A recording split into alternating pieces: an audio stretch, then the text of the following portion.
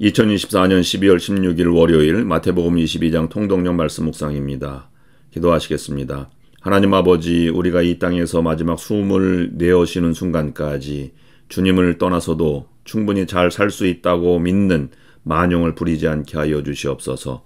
우리가 거리에서 배회하며 우리의 영혼이 배고프고 외로움에 떨 때 불러주셨다는 것을 한순간도 잊지 않게 하여 주시고, 언제나 예수 그리스도로 옷 입고 살아가는 삶을 살 수 있도록 인도하여 주시옵소서.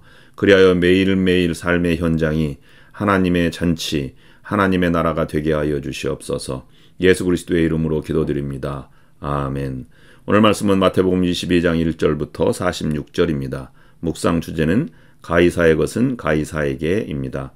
마태복음 22장 혼인잔치 비유와 논쟁. 혼인잔치 비유 1절부터 14절.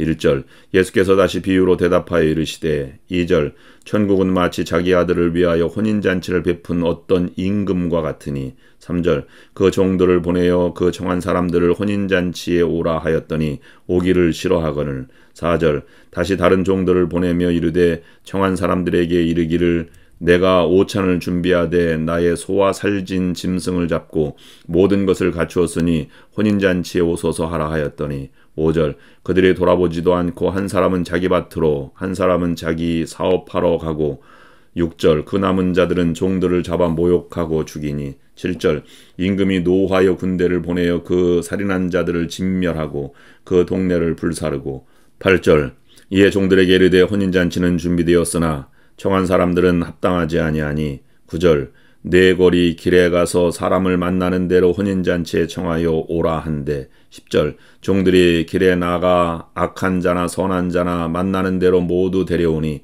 혼인잔치에 손님들이 가득한지라 11절 임금이 손님들을 보러 들어올새 거기서 예복을 입지 않은 한 사람을 보고 12절 이르되 친구여 어찌하여 예복을 입지 않고 여기 들어왔느냐 하니 그가 아무 말도 못하거늘 13절 임금이 사환들에게 말하되 그 손발을 묶어 바깥 어두운 데에 내던지라 거기서 슬피 울며 이를 갈게 되리라 하니라 14절 청함을 받은 자는 많되 택함을 입은 자는 적으니라 납세 문제에 대한 논쟁 15절부터 22절 15절 이에 바리새인들이 가서 어떻게 하면 예수를 말의 올무에 걸리게 할까 상의하고 16절 자기 제자들을 헤롯 당원들과 함께 예수께 보내어 말하되 선생님이여 우리가 아노니 당신은 참되시고 진리로 하나님의 도를 가르치시며 아무도 꺼리는 일이 없으시니 이는 사람을 외모로 보지 아니하심이니이다. 17절 그러면 당신의 생각에는 어떠한지 우리에게 이르소서. 가이사에게 세금을 바치는 것이 옳으니까 옳지 아니하니까 하니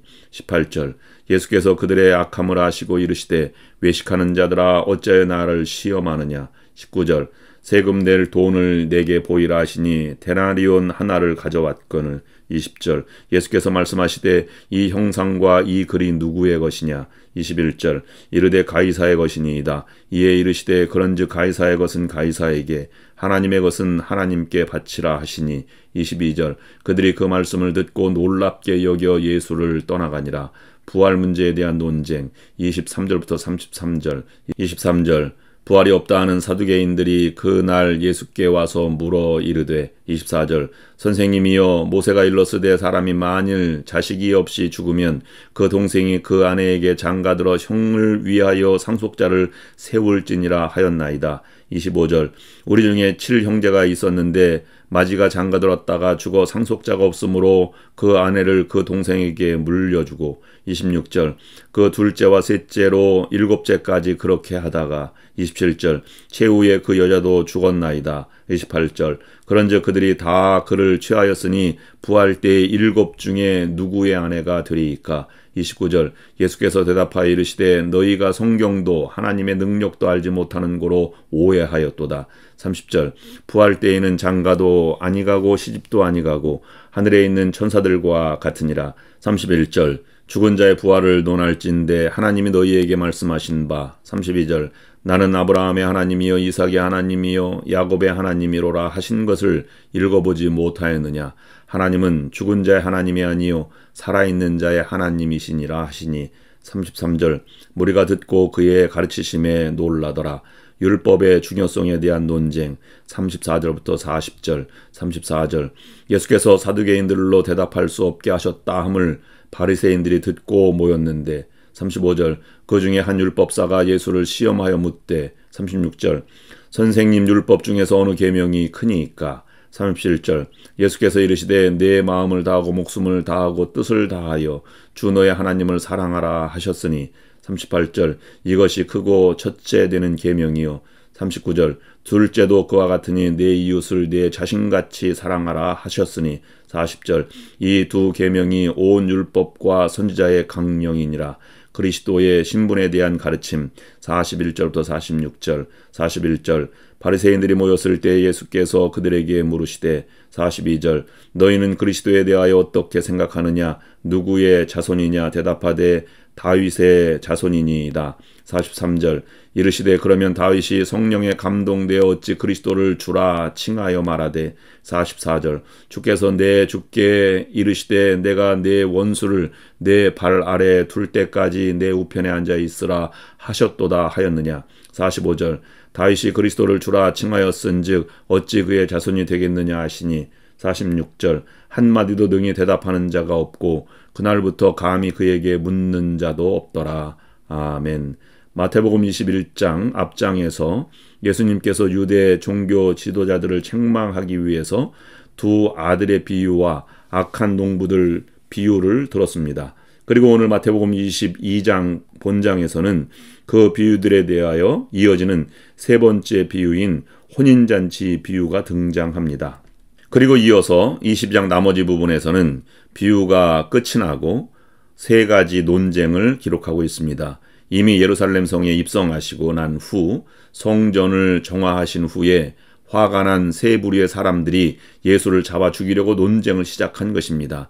바리새인과 사두개인 그리고 서기관, 마태복음에는 율법사와 논쟁을 한 것입니다. 이들은 종교를 밥줄로 사는 사람들입니다. 대단한 권력을 가지고 있었고 부를 누리고 있었으며 지도 계층이었습니다. 그들이 예수를 죽이려고 했던 것입니다. 조금만 실수를 해도 예수님은 죽음을 맞이할 수 있었을 것입니다. 그러나 예수님은 새 논쟁에서 철저하게 그들을 물리치셨습니다.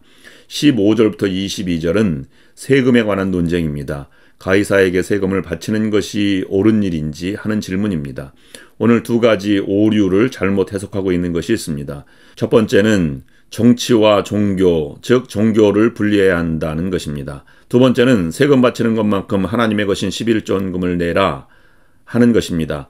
이런 본문보다 본문은 더 깊은 의미가 있습니다. 그들은 황제에게 세금을 바치는 것이 옳으냐 옳지 않느냐고 물었습니다.